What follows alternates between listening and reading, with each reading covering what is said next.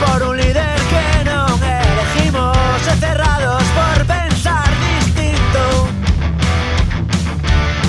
O apostamos todo a creer que existía unha oportunidad y ahora somos solo esclavos desfilando hacia un abismo.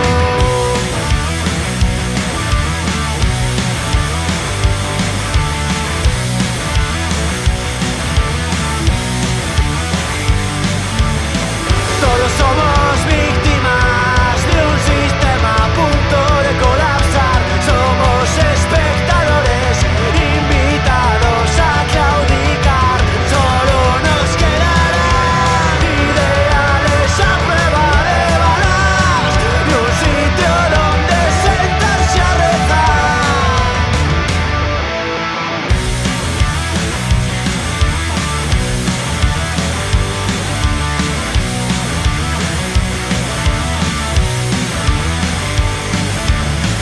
Imposible resistir, todas as miradas son extrañas y o control da tu